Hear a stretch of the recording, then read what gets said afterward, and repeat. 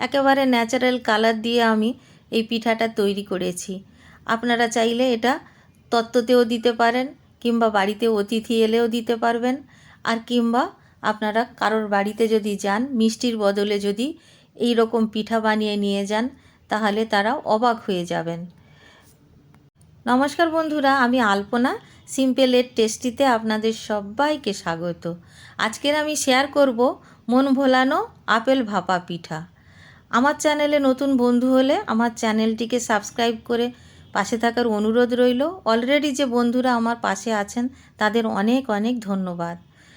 পিঠা বানাবার জন্য আমি প্রথমে গ্যাস জ্বালিয়ে একটা কড়াই বসিয়ে দিয়েছি।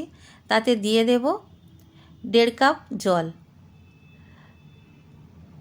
জলটা গরম হতে দেব, ততক্ষণে আমি দিয়ে দেব স্বাদ অনুসারে লবণ আর 1 চায়ের চামচ ঘি দিয়েছি। এই ঘিটা গলে গেলে 2 চায়ের চামচ হয়ে যাবে। ভালোভাবে লবণ আর ঘি মিশিয়ে নিলাম জলের সাথে, গরম জলের সাথে।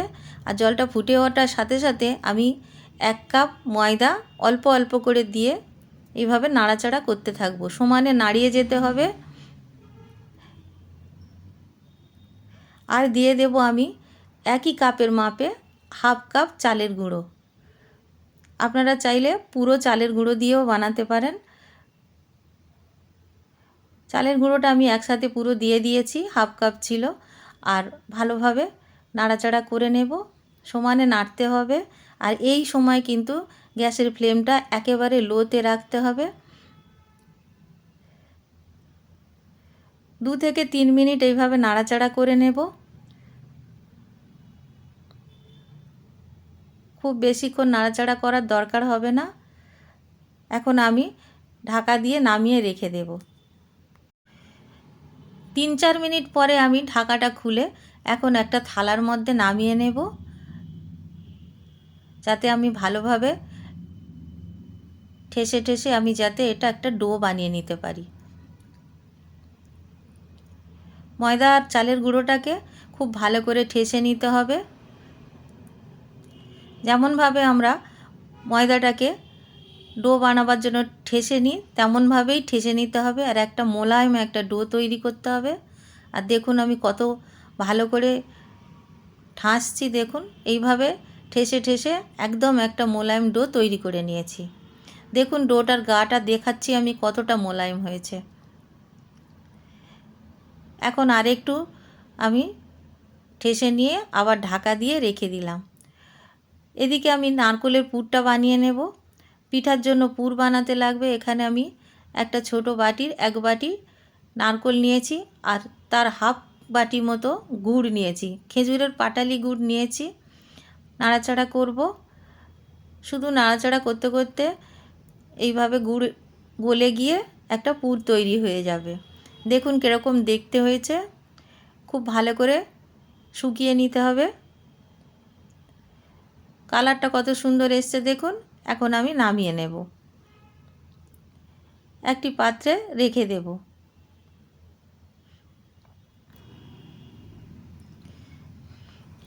এখন আমি ডোটাকে আর একবার ঠেসে নেব।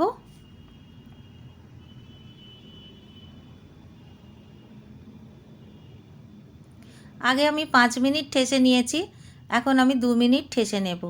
যত ভালো করে এইভাবে ঠেসে নিতে পারবো তত ভালো ডোটা তৈরি হবে আর পিঠা তত ভালো হবে। এইরকম একটা করে লেচি করে নেব। সব লেচি একসাথে করব না। আর বাকি ডোটা আমরা যখন পিঠা বানাবো ঢাকা দিয়ে দিয়ে বানাতে হবে। আর দেখুন আমি এইরকম একটা বলের মতো তৈরি করে একটা বাটি মতন তৈরি করে নিচ্ছি।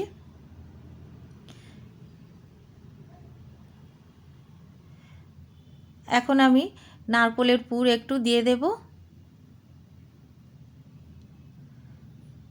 এইভাবে পুরগুলো ভরে যেমন আমরা পিঠা মুড়ি এইভাবে মুড়ে নেব, নিয়ে এভাবে গোল করে নেব।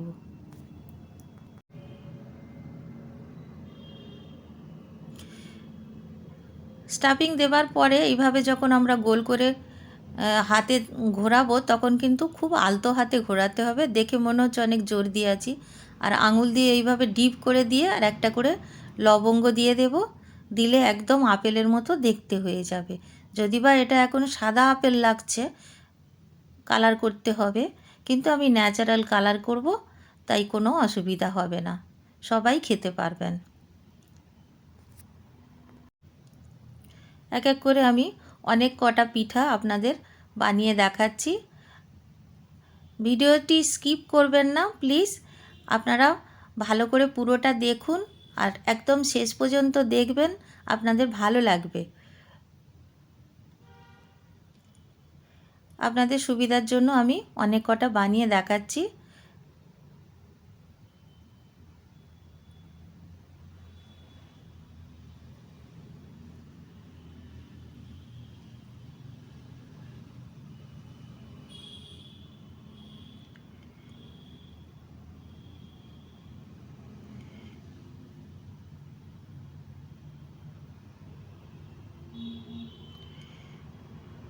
নানাভাবে আমি বলগুলো তৈরি করা দেখাচ্ছি, আপনারা খেয়াল করে দেখবেন, কোনো অসুবিধা হবে না, যে কেউ বানাতে পারবেন, আমার থেকে আরও ভালো বানাতে পারবেন। এইভাবে আঙুল দিয়ে ডিপ করে করে একটা করে লবঙ্গ দিয়ে দিয়ে দেব।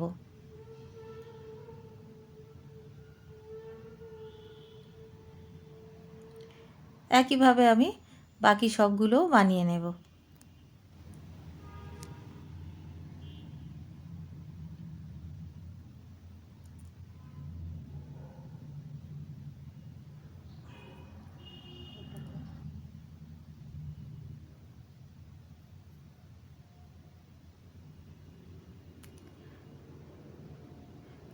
এখন আমি সবগুলো বানিয়ে নিয়েছি, সব সাদা আপেল আমার তৈরি হয়ে গেছে। এখন রং করতে হবে, তার জন্য একটা রঙের ব্যবস্থা করতে হবে। আমি এখানে নিয়েছি বিট, যেটাকে আমরা বিট বলে থাকি, বিটরুট একটা ছোট সাইজের নিয়েছি, জানি না আপনারা চিনতে পাচ্ছেন কিনা দূর থেকে।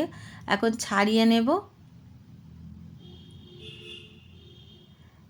খুব বেশি বড় লাগবে না, তাই জন্য ছোট দেখে নিয়েছি।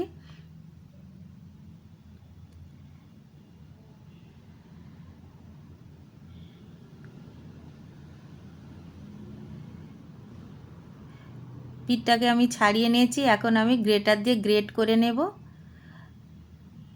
যে কোনো গ্রেটার দিয়ে গ্রেট করে নিতে পারেন, জুসটা বের করা নিয়ে দরকার, তাই আপনাদের কাছে যদি গ্রেটার নাও থাকে তাহলে শিলে বেটে হোক বা হামনদিস্তাতে থেঁতো করে হোক জুসটাকে বের করে নিতে হবে। আমি গ্রেট করে নিয়েছি বিটটাকে, এখন আমি একটা ছাঁকনি দিয়ে এইভাবে ছেঁকে নেব জুসটাকে। আর আমরা যে বিটটাকে চিপে রেখে দিচ্ছি এইটাকে কিন্তু ফেলে দেবেন না, যে কোনো সবজিতে রান্না করে নেওয়া যায়, কিংবা একটু সেদ্ধ আলু চটকে একটু চপ বানিয়েও খেয়ে নিতে পারেন। দেখুন আমি এরকম তুলো লাগানো স্টিক নিয়েছি, আর বিটের যে জুসটা বের করে নিয়েছি সেইটা কালার করার জন্য নিয়েছি, এতে আর কিছু আমি মেশাইনি। দেখুন, আপনাদের বাড়ি যদি নতুন তুলি থাকে তাহলে রং করার তুলি তাহলে নিতে পারেন। রং করা তুলি ব্যবহার করার পরে খাবারের সঙ্গে ব্যবহার করা যাবে না, খাবার জিনিসের মধ্যে।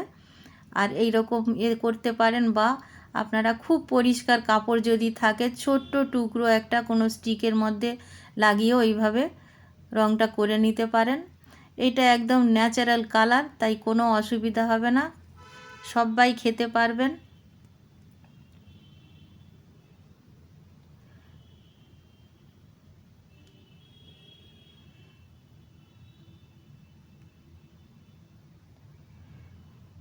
দেখতে কত সুন্দর লাগছে দেখুন, রং করার পরে আরও সুন্দর হয়ে গেছে।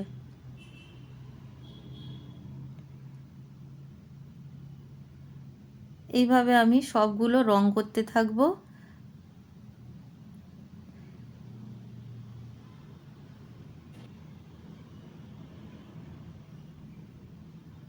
প্রত্যেকটা পিঠা আমি বিটের জুস লাগিয়ে নিয়েছি।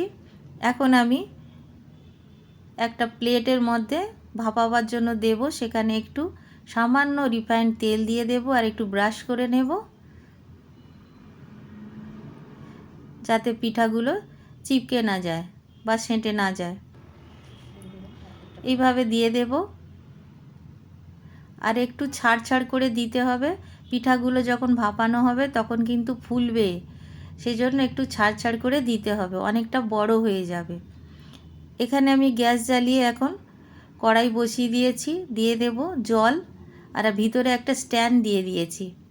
এরকম একটা স্ট্যান্ড যদি না থাকে কোনো বাটি বসিয়ে দিতে পারেন, ছোট বাটি বা প্লেটও বসিয়ে দিতে পারেন।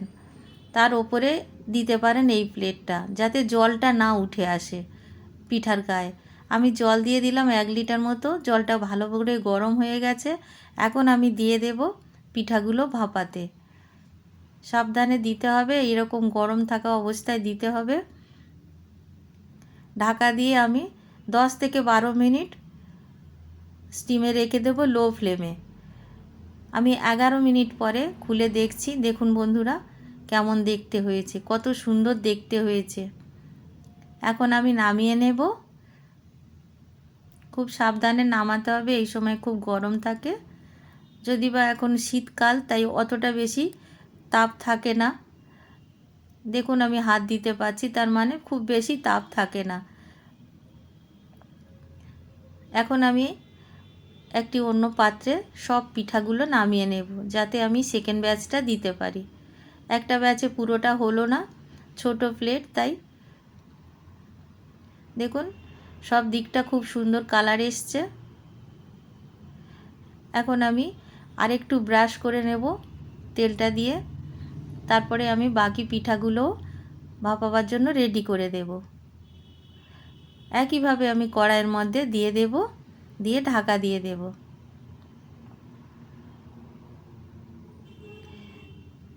যতক্ষণ পিঠেটা ভাপানো হচ্ছে আমি আপনাদের দেখাচ্ছি এই পিঠাগুলো কত সুন্দর দেখতে হয়েছে। জাস্ট দেখুন বন্ধুরা, মন ভোলানো পিঠা।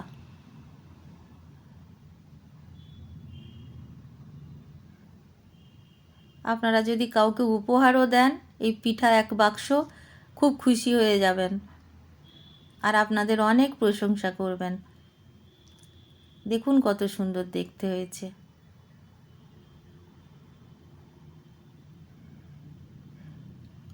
সেকেন্ড ব্যাচটাও হয়ে গেছে, একইভাবে নামিয়ে নেব। এখন আমি একটা প্লেটে তুলে নিচ্ছি থাম্বনেলের জন্য, আর আপনাদের কেটে আমি একটা দেখাবো ভিতরটা কেমন দেখতে হয়েছে। ধরে কাটতে হবে, খুব নরম।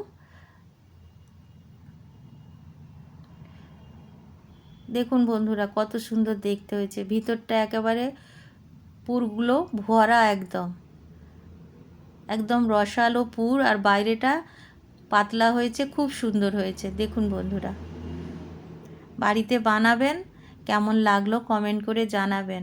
রেসিপি যদি ভালো লাগে লাইক করবেন, শেয়ার করবেন, নতুন বন্ধু হলে সাবস্ক্রাইব করতে ভুলবেন না যেন। আজকের এই পর্যন্ত, দেখা হবে পরের ভিডিও নতুন কোনো রেসিপি নিয়ে। সুস্থ থাকবেন, ধন্যবাদ, নমস্কার।